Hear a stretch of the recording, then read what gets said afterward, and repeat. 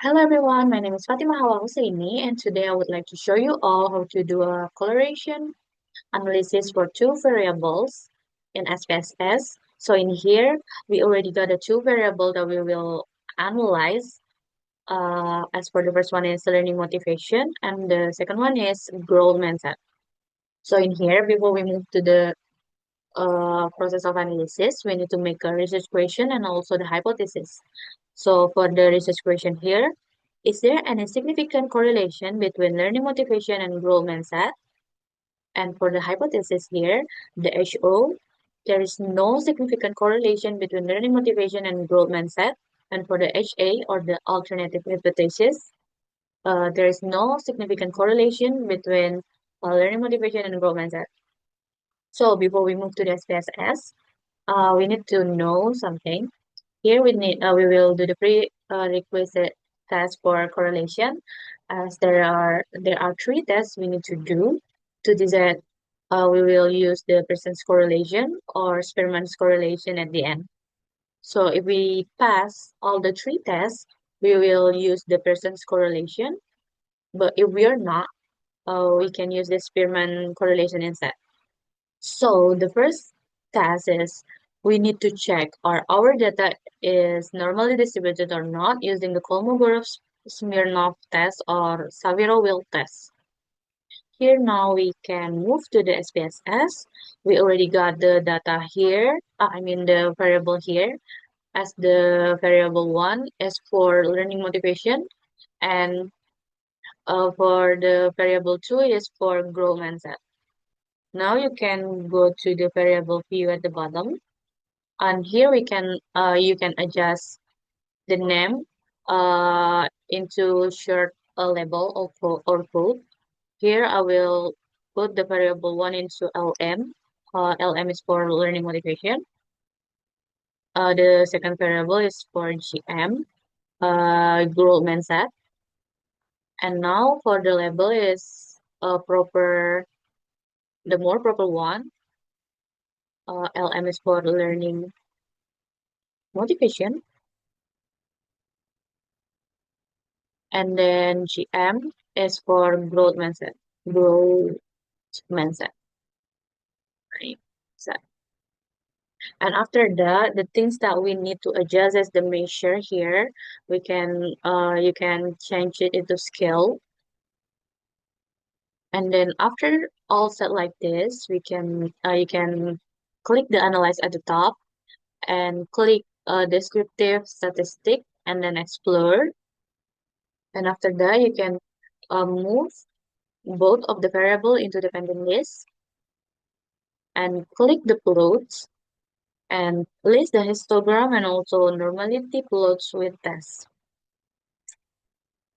After that, click continue and then okay. And then wait a second here. Now we got the test of normality table in here at the Kolmogorov-Smirnov site. Both of the p-value for learning motivation and growth mindset is 0.200, which means above 0.05. And for Saviro-Wilk, the p-value for learning motivation is 0.875. And then for the p-value for growth mindset in Saviro-Wilk is 0.672. So based on all the p-value that we got, uh, those all above 0.05, it means that our data is normally distributed. Now we can see here, we got a histogram of learning motivation. Here we expect the curve is to be normal, as we can double click the picture here, and then and then uh, uh, click show distribution curve and pick normal, close, and after that we got the curve that we expected. Oh, I'm sorry. Okay, like this. It's normal. And we will do the same with the histogram of growth mindset. Like double click and then here. I'll pick the show distribution curve. I'll pick normal and then close. And after that, we got the normal curve as we expected. Here, we already passed the first test here because our data is normally distributed. And now let's move to the second test, which is deviation from linearity test. In here, we expect that the p-value is uh, above 0.05, which means there is no deviation from the linearity um, here. Now, to do that, we can click the analyze at the top and then compare means. Pick the compare means and then click means. And you can put the learning motivation in independent list and growth mindset in independent list. So it actually doesn't matter with the placement here. So you can switch the position or the placement as growth mindset in independent list and learning motivation in independent list. So it actually doesn't matter. So after that, you can click the option and list the test of linearity and continue and then click OK. And after that, you got the ANOVA table. In here, we just need to focus on the two aspects, uh, which is which are deviation from linearity and linearity. First one, we need to check the deviation from linearity. In here, we expect the p-value is to be above 0.05, so we will get the perfect line. Here, the p-value that we got is 0.696. So it is above 0.05. It means that there is no deviation from linearity.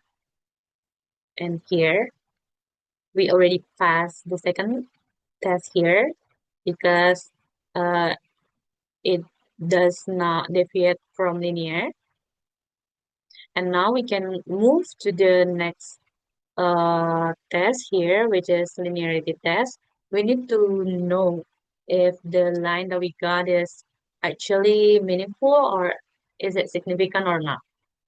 So in here, we expect the p value that we got will be to be below 0.05. In here, we can see the linearity and p-value that we got is 0.570, which means above 0.05.